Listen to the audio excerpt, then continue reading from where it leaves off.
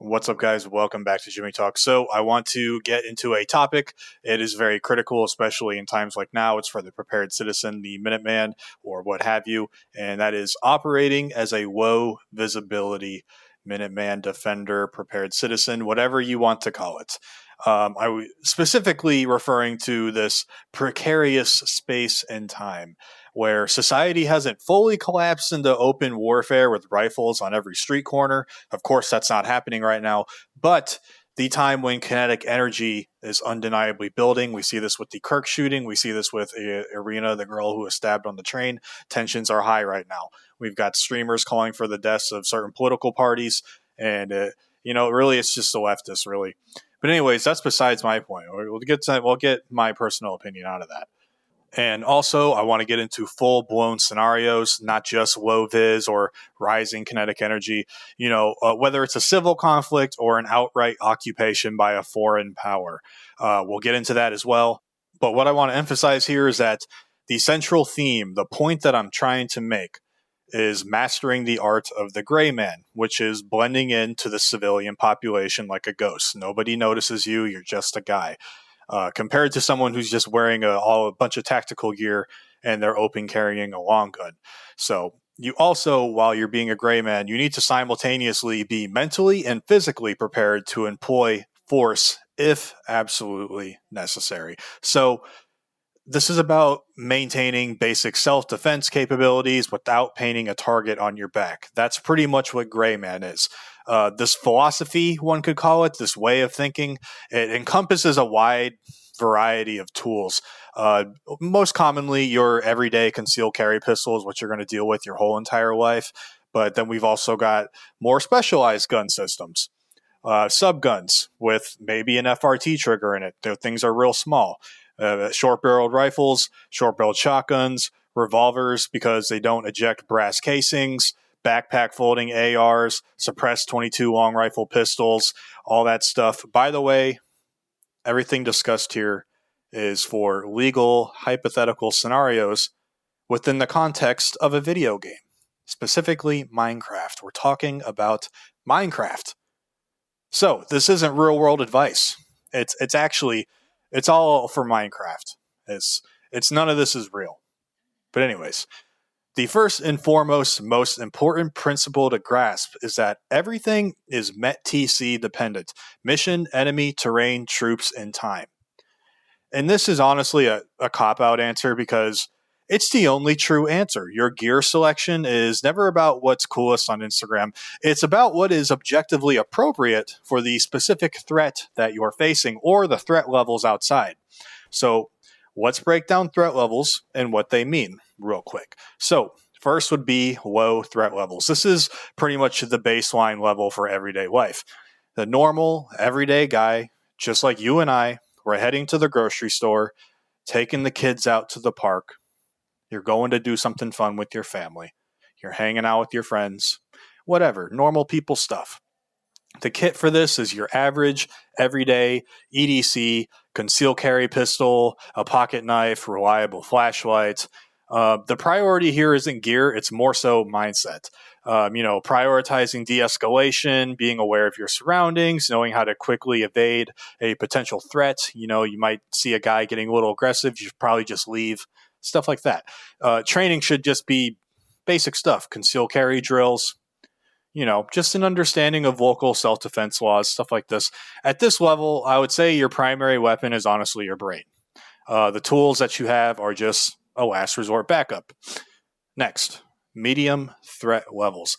This is where the threat becomes more direct and concrete, even if it doesn't feel entirely there. It doesn't feel imminent yet. In the medium threat level scenario, you would assess the environment and determine the probability of a targeted or random violent encounter. And you would say, hey, this might happen. This threat level is rising a little bit significantly. Like right now, honestly, the current political climate with, like I said earlier, Charlie Kirk and the girl on the train, Irina Zarutska, men in Utah were arrested for planting bombs on a news van, violent clashes at his memorial. prominent leftist streamers like Hassan and Destiny openly calling for violence against people for the inherent crime of being a white Christian. So that's why I think right now we're in medium threat level. And this isn't paranoia. To assess current threat level as medium in many areas. Depends where you live, of course. This just means you have to have more standard vigilance. Your posture might change. You proceed with heightened caution, depending on your location and maybe what's going on around you, like a local event. You might consider upgrading your kit just a little bit. A concealable soft armor vest, maybe if you're going to a very busy place and it's political in nature, might be a smart thing to do, especially if you're somebody who's talking about this kind of stuff, or maybe you're going up on the stage. At the very least, carrying a tourniquet and an extra pistol mag on you is smart. I think you should do that regardless, but with additional medical, maybe ammo staged in your vehicle, something like that. Hydration, basic first aid, stuff like that should be like in a low-profile bag, or what people like to call as a bug-out bag, a get-home bag. You might also focus a little bit on evasion routes, alternate routes when you're driving, knowing what alleyways you can run through real quick. And still, you're a gray man. You need to blend into a crowd. This is also the threshold where possibly a truck gun becomes a little bit more of a serious consideration. A truck gun is a topic for a whole other video. But for me personally, I think it's just this for a truck gun. It must be secured.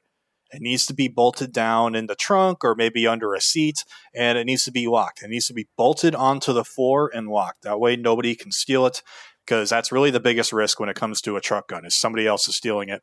And if somebody's breaking into cars, this is probably the person you don't want to have a gun anyways. So yeah, also your truck gun shouldn't be like a prized and expensive gun. You know, if you're in a situation dire enough to use a vehicle-based rifle, pistol, your truck gun, law enforcement is going to seize it eventually when you have to shoot someone with it in Minecraft. I'd much rather that be like a cheap PSA AR-15 or like a dagger, a police trading Glock, compared to something like a $2,000 Staccato 2011 that I'll never see again. So the truck gun is a tool for a specific worst case scenario. It's not a status symbol. So anyways, let's get into high threat levels now. This is when an attack is not just possible, but it's almost certain. Stuff like a standing conventional army is operating in your area. There's widespread militia or terrorist activity or just complete breakdowns of civil order. And we have seen this in the past. LA riots in 1992. We've seen this in the 2020 riots. In the St. Louis area in 2014, we see this with the Ferguson riots. You know, this stuff has happened before with Chaz, Chop in Seattle or Portland, all that stuff. We've seen it. So these kind of environments, they might have checkpoints with searches, whether it's police officers or it's random people doing it, like a faction or an occupying force. There might be snipers, might be a high probability of ambushes. This has happened in other countries. It's happened in the USA. It's not far-fetched to say that this stuff happens. Biggest example I can think of was Sarajevo. It was a bunch of normal people living there in the Yugoslav wars, and then suddenly their lives are turned upside down.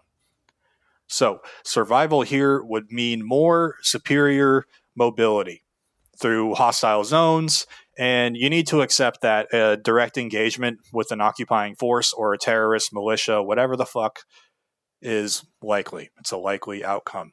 If possible, you should, but if you can't, if possible, team coordination is a force multiplier. But for the solo Minuteman, since most people are by themselves most of the time when they're going out and doing stuff, you need to do recon, you need to do reconnaissance, you need to avoid what we can call hot zones to make sure you stay away from those areas. Rules of engagement, they must be clear and they have to be focused on defense. We don't want to be the aggressor, especially if we're by ourselves. This level demands a little bit extra training. You need to be proficient in marksmanship. You need to understand urban warfare principles, which I have a video on, and some basic field medicine, some basic trauma stuff using tourniquets, chest seals, all that good stuff. All right. So there's a shift here from pure concealment from the low and medium threat levels to maybe one could be a lot more overt. maybe your plate carrier chest rig's right on you and you're open carrying a long gun, whatever that may be. Sometimes don't rely on this, but sometimes the mere presence of a rifle and armor can deter an attack without a shot being fired. Don't rely on this. It's just something to consider. The gear list will escalate whatever you're going to bring. A plate carrier with hard armor in it, a belt with all your goodies on it, chest rigs, IFAKs, all that stuff. And even a communication tool like a simple FM radio, a little Bofang. If you're by yourself, then I guess this wouldn't matter too much, but you should be in a team. If you're in a high threat level area, you should probably not be by yourself. It's a very basic rule you learn day one in the military. It doesn't matter what branch you are. You need to have a little battle boo with you, a little battle buddy, right? So you shouldn't be by yourself. Redundancy is key here. You need to have some medical. You need to have extra water, have extra firearms. So maybe you should have your backup gun, which would just be your normal concealed carry pistol or even improvised weapons. Okay, so next, historical context. Guys, when people discuss this stuff, they're like, that'll never happen here. That'll never happen here. Oh, yeah, you're crazy. Historical context says that you're wrong. You need, this happened in the past. Let's think about in the past, after 9/11 happened. Regardless of your views on what you think, who did what, okay, this isn't the video about that. The fear and uncertainty created a high threat environment nationwide. A more recent example for Americans is the BLM riots in 2020. In many cities, if you were downtown, attacks were not just possible, they were probable. Chaz and Chop, people died there that were inside those little zones, the autonomous zones, something like that. It's crazy. Businesses were looted. Businesses were burned down for no reason other than they just existed in the wrong place at the wrong time. People were pulled out of their cars and beaten simply for being in the wrong place. We've seen this in 1992 with the LA riots. This is a moment where police and civilians, rightly so, adopted a more overt posture. Now, when I say overt posture, this doesn't mean you have to carry a rifle down Main Street. I still think gray man principles can apply here. Maybe something like a micro Roni or a similar pistol carbine conversion kit concealed underneath a jacket, a trench coat, a field jacket, something like that, a hoodie, or maybe a folding stock AR pistol in a backpack. You can have your chest rig underneath your flannel or your hoodie or something. You've got some real good stuff out there for the Low-Vis stuff. Maybe you'll want to stay more lower signature. You might want to let those two factions fight it out, and you just want to sneak by or something because you don't want to do all that. Maybe you still want to wear concealable soft armor. There is rifle rated soft armor. I've never had it, so I'm not going to talk about how effective it is. Safe Life makes it. But yeah, you might want to just wear your soft armor and have your gun hidden on you. So this can, like I said, help you avoid attention that maybe the plate carrier might draw. It's all METT-TC dependent, like I said at the beginning of the video. So basically, to sum up this gear-oriented section, it all boils down to personal risk assessment. Your life is spent doing daily activities, work, shopping, hanging out with your family, whatever, this, that, and the other. You must honestly establish the threat level for each activity and dress accordingly. If you have a cheap PSA loaner AR and something might suggest to you that you need to evacuate your family from a nearby city because you live outside the city, but they live in it, and the city's getting into chaos, it would be foolish not to grab that rifle for the drive. A simple USGI bandolier, those things are super cheap, and it holds 4 mags plus one in the gun. That gives you 150 rounds of 5.56. Now, that much ammo for one guy going in a non-combat situation. Well, when I say non-combat, I mean not the aggressor, right? That's going to give you the superior firepower for a truly fucked up situation. We'll just put it that way. It's fucked up.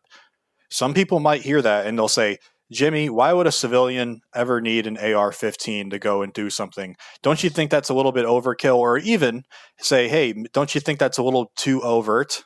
And, to that, I will say, open your eyes to recent history. As we've already stated twice before, we can see this with the history. Radical leftists nearly destroyed countless cities in 2020. People were mobbed, beaten, shot, stabbed with impunity for no reason. Cars were flipped over and burned. 1992 LA riots. A truck driver was pulled from his truck and nearly beaten to death for no other reason than being present. He was there at the wrong place in the wrong time. So I'll refuse to let that happen to me or my family. This isn't even a tough guy thing. Guys, I want you to be safe. This is why I make these videos. So why would you even take that chance? The evidence supports the tool. Kyle Rittenhouse is a prime example. He was an innocent kid cleaning graffiti and providing medical aid, and he was attacked by 3 armed aggressors. One guy with a skateboard, and one of them was a felon who aimed a gun at his head. Off the top of my head, I don't remember what the other guy had. He probably just had his fist. And he survived a 3-on-1 fight because he had an AR-15. The odds are stacked against you when it's a 3-on-1, but he survived because he had the superior firepower. He stopped two people attacking him, and he incapacitated the third one with precise 5.56 rounds. We have countless hours of body cam footage showing police officers mag dumping 9mm rounds into suspects, and they just continue to advance towards them. The high velocity and energy transfer of a 5.56 round are far more likely to drop a threat immediately. This is why I would say, hey, you might want to bring the AR or the folding stock AR or even a folding stock AK. That's why I say these things. Now, let's flip the scenario entirely away from looters and rioters. What if the high threat isn't a riot, but it's a civil war or an occupation in Minecraft? This is where things might change a little bit. Now, vehicle and foot traffic checkpoints might be set up by an organized force or the militia, whether they are a friend or a foe. Even if you are sympathetic to some of these people, they don't know you. You are an unknown person. You are an unknown variable. This environment makes overtly hidden weapons like backpack guns or concealed carbines, micro-ronies, whatever the fuck, and it's kind of a high risk. So if it's discovered at a checkpoint or by an occupying force, the consequences will be there for you. So a different approach is going to be needed here. So here, now, the emphasis will shift almost entirely to extreme discretion. Like we said, the gray man. Non-confrontation, that's also going to be one of your priorities, and evasion. You need to blend into the civilian populace. That will be your armor, air quote armor, so to say. Wear normal clothing that mirrors what everybody else would wear in your area. Right? Avoid tactical looking gear, patches, or even behavior like military style. You're poking around a little bit too much. What's this guy doing? Why is he looking at us so hard? It might draw a second look. You want to try to avoid that. The key here is intelligence gathering long before you move. You need to look for alternative evasion routes. You need to time your movement to maybe even coincide with a guard shift change. Or use social engineering, like faking compliance, having a plausible cover story for why you're traveling. The goal here isn't to fight. It's to survive and continue whatever you're doing, whether it's everyday life activities or your mission, undetected in Minecraft. You need to prioritize de-escalation, and you need to get rid of any piece of gear that could compromise you. Now, I'm not going to go into the methods of like sneaking a weapon past a physical pat down. Honestly, I have no experience with that. That's like some like super special ops shit. And this is also YouTube. So the general concepts involving search procedures and like the thoroughness of a frisk, you might want to consider deep concealment. Maybe, go look up zap carry. You might want to wear some more loose clothing. Maybe a soft holster can help avoid the hands touching over the part where you're carrying a gun compared to like a rigid Kydex holster, which I typically recommend everybody use. Sometimes the smartest move would just be like to cache a weapon before a checkpoint, throw it over a fence or something and retrieve it later. A solid cover story is honestly your best bet in this scenario. Again, all this is for Minecraft. So, yeah. Anyways, I'm getting a little bit off topic here. So to sum all of this up, the role of the Low-Vis Minuteman or guerrilla is to operate undetected within the population. You are a gray man. You're gray now. Congratulations. You look at your arm and it's gray. Not literally. But you need to have great, relentless situational awareness. You need to gather intelligence. You need to listen to the radio. You need to watch the news. You need to hear from local people. Gas station counter clerks, man, these people know everything. They see everything. Great source of intelligence. You also need to blend in and have concealment. I'm talking about more gear here. Your appearance, you have to be a little bit non-threatening. You just need to look like a normal guy. Don't wear your gas mask out. Something that screams prepper or, I have a gun on me. It's like those memes of the military guys wearing these very obvious clothes that they're in the military. I hope no one knows I'm in the military, and they're walking around with a multicam shirt on in Oakley's. Just wear normal clothes. One must also plan for multiple escape routes. You need to know all the back roads you can take in case maybe the highway system is a little bit too congested. Whether that's on foot or on vehicle, you need to have multiple escape routes. One could even drive or walk off-road to save yourself. Climb a building, jump the buildings. Watching those parkour reels on Instagram. Now that's you, okay? Get a little bit creative. That's what you're going to have to do for all of this. You have to use your own mind, METT-TC, get creative. You're going to have to improvise. And probably most importantly, definitely most importantly, you need to prioritize survival over heroism. A dead man helps nobody. Speaking of that, just carry your basic medical gear. Your default setting should always be to de-escalate and avoid conflict. Stay humble. There's always someone bigger, badder, better shot than you. Your ego has no place in survival. And ultimately, the priority for Low-Vis operation inverts the traditional military mindset. A lot of the Minuteman stuff in the traditional military, they overlap, yes, but they're definitely not the same. Considerations and rules and priorities change. So it becomes intelligence, concealment, evasion, and only then, as an absolute resort, kinetic action, which should be defensive. So this kind of mindset with the Low-Vis operations, it's going to minimize risk and it maximizes your chances of succeeding in your mission or staying alive, whatever that may be during uncertain times. All right, guys, that's all for today. God bless, America first, and always. Jimmy Talks out.